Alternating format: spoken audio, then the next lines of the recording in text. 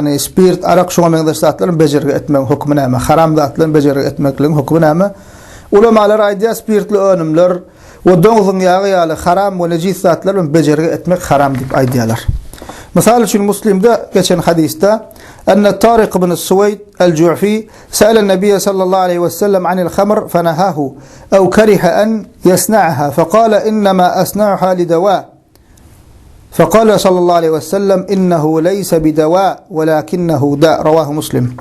هو الطارق بن سويد الجعفي دي لأن كشبه خمر مذن نعم باردة صوريا خمر باردة يعني سبيرت إيش باردة صوريا وفي خمر مذن نعم دي نهي دي قايتريا أنن شرنا في خمر مذن أول كش أيديا من أنيا يا رسول الله دي درمانق شنيا فيانيا Onda Peygamberimiz aýdýar, ol derman däldir, ol keseldir, dertdir, merazdir diýip aýdýar Peygamberimiz sallallahu aleyhi ve sellem Muslimde geçen hadisinde.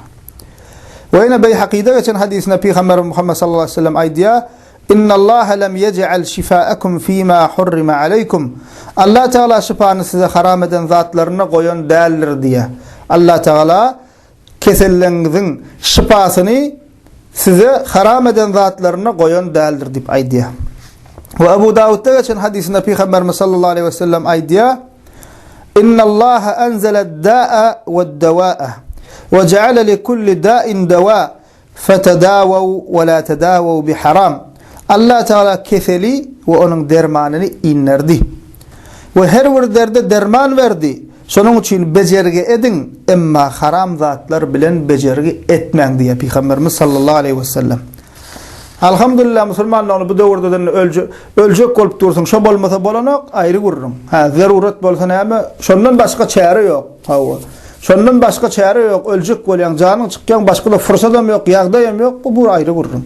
Emma ondan bärde bu döwürde ýanky diýişimiz ýalakka şu zatlara musulmanlaryň ähmiýet berýänini bilip bir sory kan derman däri köpelli.